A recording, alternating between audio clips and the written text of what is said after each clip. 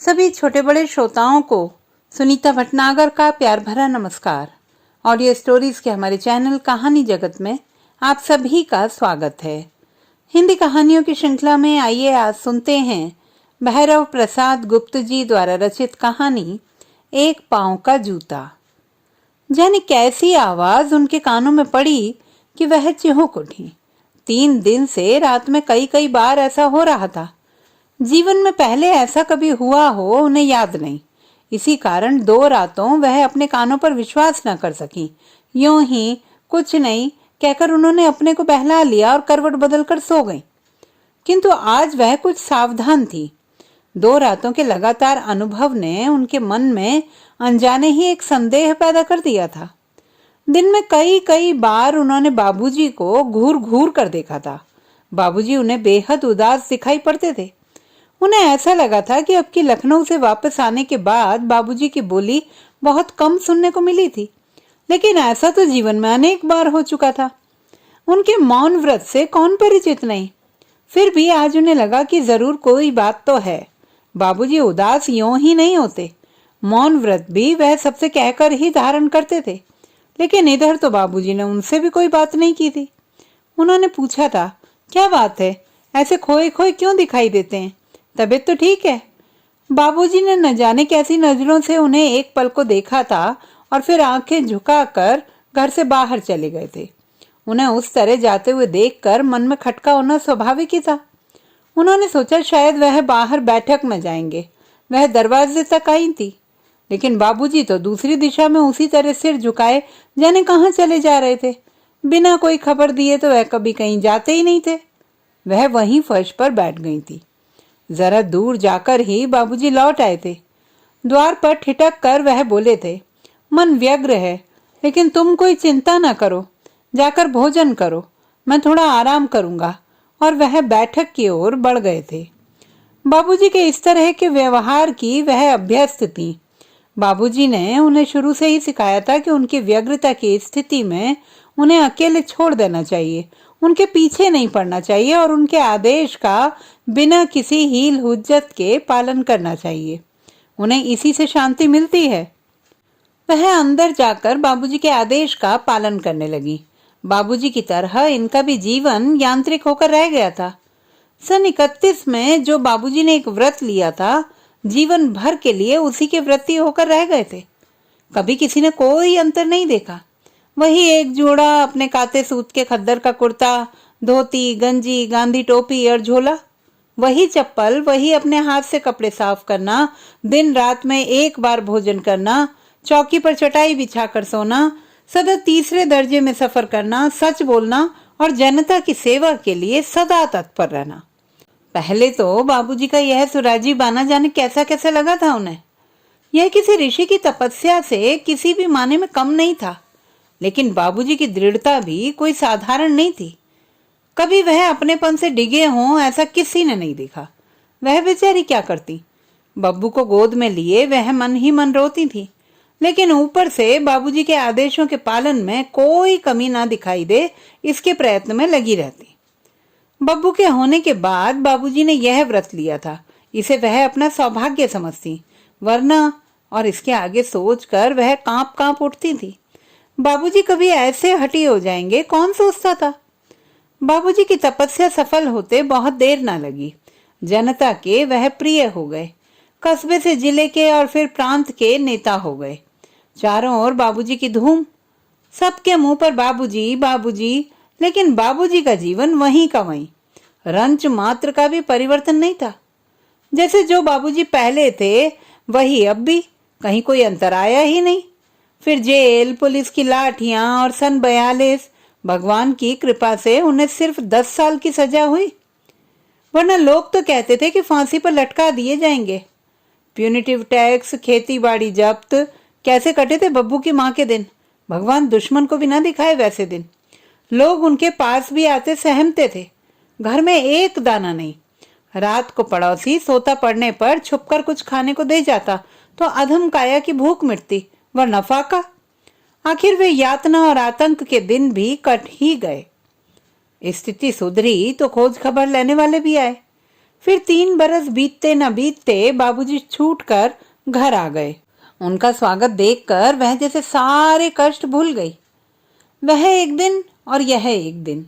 बाबूजी घर में आए तो बब्बू को गोद में उठाकर चूमा और उसकी माँ के सिर पर हाथ रखकर पूछा था, तुम्हें बहुत कष्ट सहना पड़ा ना? 3 वर्ष तक रोते रोते बब्बू की माँ के आंसू जैसे सूख गए थे। इस क्षण अचानक जाने कहां से फिर उबल पड़े। बाबूजी जाने कैसे कंठ से बोले थे, रोती हो? मैं तो नहीं रोया। बब्बू की माँ आंचल से आंसू पोंछती हुई बोली, आप आ गए ना, ये तो खुशी के आंसू हैं। बाहर खड़ी भीड़ बाबूजी जिंदाबाद के नारे लगा रही थी। बाबूजी अचानक गंभीर होकर बोले, मैं तो आ गया, तुम खुश हो, लेकिन मेरी खुशी तो गुलामी ने लूट ली है। जब तक हमारा देश आजाद नहीं हो जाता, हमारी खुशी वापस नहीं आने की। आजादी बहुत मुश्किल चीज है, इसके लिए। और वह बब्बू को गोद से उतार कर बाहर चले गए। बब्बू की माँ की समझ में कुछ नहीं आया था। उनकी खुशी बहुत ही छोटी थी, वही उनका जीवन था। उन्होंने बाबूजी को कभी किसी शिकायत का मौका नहीं दिया।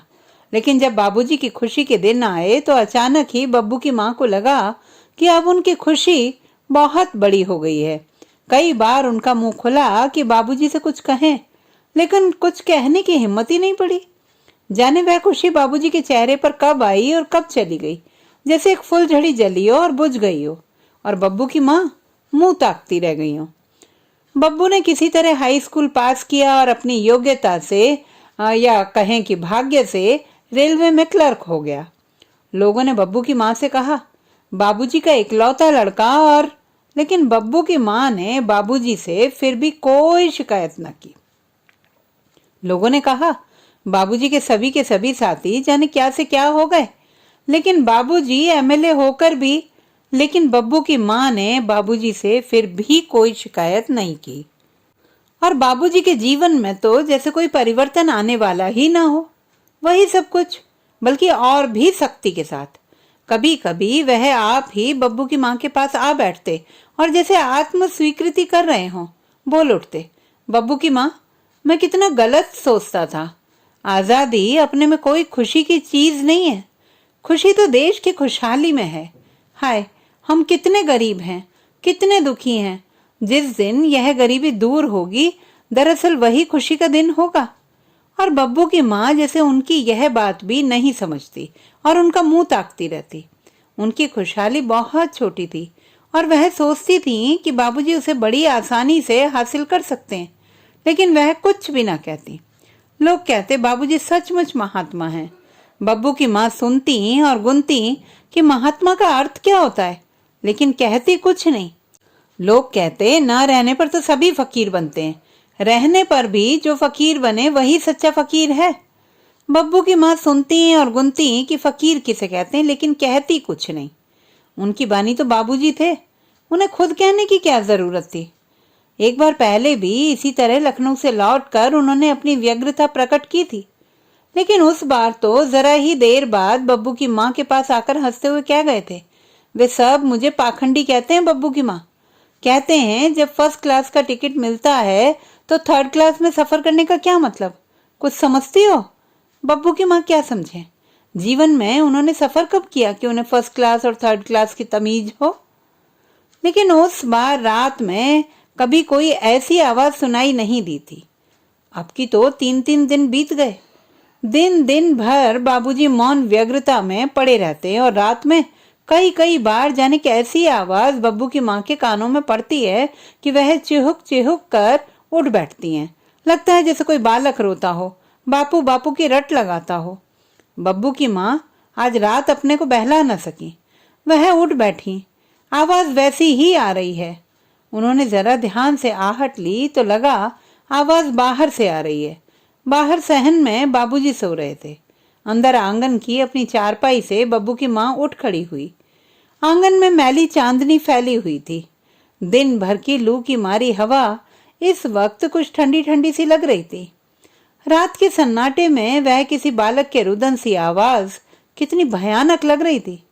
बब्बू की माँ को ध्यान आया कि पहले तो यह आवाज जरा देर में चुप हो जाती थी, लेकिन आज तो ये जाने कब से आ रही है। दूर के अपने स्टेशन पर जाने बब्बू कैसे हैं। क्यों ऐसा लगता है कि जैसे बब्बू ही रो रहा हो, जैसे शिकायत कर रहा हो कि बाबूजी ने उसकी पढ़ाई भी पूरी नहीं कराई। यह उम्र हो गई, अभी शादी भी नहीं कराई। लेकिन नहीं, नहीं, वह शिकायत करने वाला, मुंह लेकर कुछ कहने वाला बेटा नहीं है। जैसी माँ वैसा ही बेटा। वह आवाज जैसे और भी करुण और भी भयानक हो उठी। अकेले घर में बब्बू की माँ को डर लगने लगा। वह चारपाई से उठ खड़ी हुई। बाहर के दरवाजे के पास की खिड़की से उन्होंने बाहर झांका। आवाज बाहर से आ रही थी। बाबूजी चौकी पर दाईं करवट पड़े थे। कोहनी में उनका मुंह छिपा हुआ था, साफ दिखाई न दे रहा था। वह आवाज उसी तरफ से बही आ रही थी। फिर बाबूजी को देखते हुए बब्बू की माँ को सहसा ही ऐसा लगा कि जैसे वह आवाज अब उनके कानों से टकराकर दूर चली गई है, और उनको एक बहुत पुरानी बात याद आ गई। जब वह इस घर में आई थी तो बाबूजी अकेले ही थे। उनके माँ बाप जाने कब के गुजर चुके थे। रात में चारों ओर जब सोता पड़ जाता तो वह इसी खिड़की पर आकर उन्हें धीरे धीरे पुकारते, दरवाजा खोलो। और एक बार वह भी इसी खिड़की पर आई थी। यही जेठ के दिन थे। आंगन में सोई थी कि अचानक उनकी नींद उचट गई। जाने मन में क्या उठा कि वह इस खिड़की पर आ गई। लेकिन उन्हें पुकारें कैसे। फिर आंगन में से कुछ कंकड़ियां चुन लाई और एक एक कर खिड़की से उनकी चारपाई पर फेंकने लगी। वह उठे, दरवाजा जोर से खोलकर आंगन में चली गई थी। उन्होंने अंदर आकर कहा, एक कंकड़ी मेरी बाहों पर लगी है। अरे, उन्होंने व्यस्त होकर कहा था। कहाँ? चोट तो नहीं लगी? नहीं नहीं, वह कंकड़ी थी कि पंखुड़ी? और वह बब्बू? हे भगवान, उस रात कहीं वह चुप गई होती तो उन्हें बब्बू की माँ कौन कहता। और फिर उसके बाद तो उनके मन में आया कि एक कंकड़ी फेंकूं क्या, कि अचानक बाबूजी चौकी पर उठ बैठे। और बब्बू की माँ के मन में आया कि दरवाजा खोल दूं क्या। और सच ही बढ़कर उन्होंने दरवाजा खोला ही था कि उनकी आवाज आई, बब्बू की माँ। उस आवाज में कैसी तो एक तड़प थी कि बब्बू की माँ का सपना टूट गया। सिर का आंचल ठीक करती हुई जैसे एक अपराधी की तरह है, वह बोली, कहिए, इस बेला तुमने दरवाजा क्यों खोला? मुझे ऐसा लगा कि बाहर कोई बालक रो रहा है। तुमने सुना था? 3 रातों से सुन रही हूँ। ओह, तनिक रुककर बाबूजी ने कहा, यहाँ आओ। वह सहमी सहमी सी उनके पास आ गई। वह बोले, बैठो।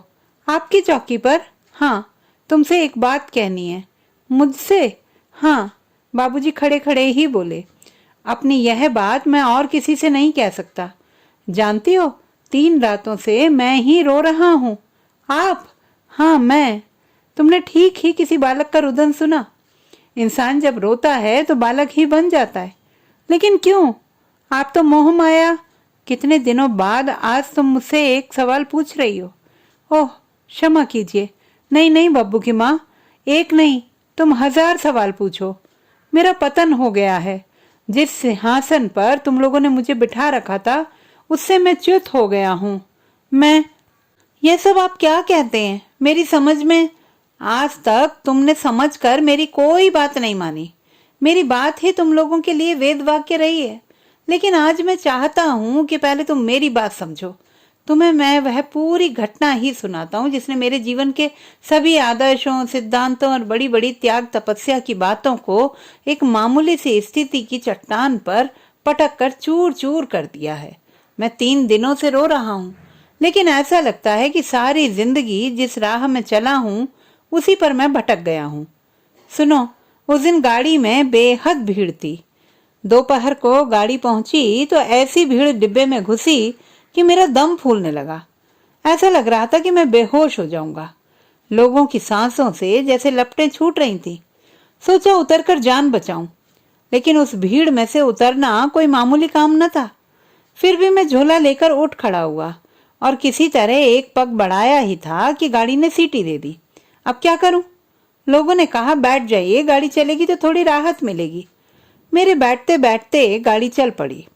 तभी एक चमरौंदा जूता मेरी गोद में आ गिरा।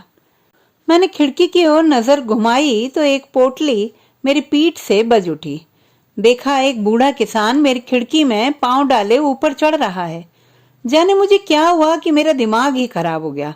गोद का जूता उठाकर मैंने बाहर फेंक दिया और मारे गुस्से से कांपने लगा। किसानों ने अंदर आकर माथे का पसीना मेरे सिर पर चुलाते हुए कहा, क्षमा कीजिएगा बाबूजी, हमें 2 ही ट्यूशन जाना है। उसके मुंह से बाबूजी सुनकर मेरे ऊपर घड़ों पानी पड़ गया। वह शायद मुझे पहचानता था। मैंने दूसरी ओर मुंह फेर लिया। वह अपनी पोटली और जूते संभालने लगा। फिर बोला, हमारा एक जूता किधर जा पड़ा? मैं जानता था कि उसका एक जूता कहाँ है, लेकिन मेरे मुंह से कोई बात नहीं निकली। अब मैं सोच रहा था कि कहीं इसे मालूम हो जाए कि मैंने ही इसका एक जूता। वह छटपटाकर आसपास के लोगों से पूछ रहा था और लोग उसे डांट रहे थे। आखिर हार पछता कर उसने पूछना बंद कर दिया। फिर भी रह रहकर बोल उठता था, जाने हमारा एक जूता कहाँ चला गया। भुभुर में मेरा पांव जल जाएगा। आखिर बेलथरा रोड आया और जब वह एक जूता और पोटली लटकाए नीचे उतर गया तो मेरी जान में जान आई। लेकिन बब्बू की माँ, फिर जो दृश्य मैंने देखा है वह बाबूजी का गला भर आ गया। वह मैं कभी नहीं भूल सकूंगा। वह किसान एक पांव में जूता डाले और दूसरे नंगे पांव से पिघलते कोलतार पर चला जा रहा था। वह उसका नंगा पांव पिघलते कोलतार पर ऐसे पड़ रहा था जैसे अंगार पर, और फिर मुझे ऐसा लगा कि वह नंगा पांव अंगार पर नहीं, मेरी छाती पर चल रहा है और मैं कुचला जा रहा हूँ। बब्बू की माँ, मैं क्या करूं? और बाबूजी अपनी छाती मसलते हुए चौकी पर बैठ गए। बब्बू की माँ को लगा कि जैसे वही आवाज फिर उनके कानों से आकर टकराने लगी। वह उठ खड़ी हुई और दरवाजे की तरफ बढ़ती हुई बोली, मैं क्या जानूं बाबूजी, मेरी समझ में तो आज तक आपकी कोई बात आई ही नहीं। फिर यह बात तो और भी मुश्किल मालूम होती है। मैं आपको क्या बता सकती हूँ।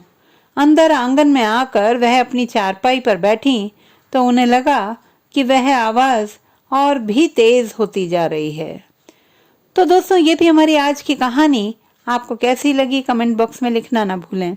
चैनल को सब्सक्राइब करें, लाइक करें और मित्रों के साथ शेयर करें।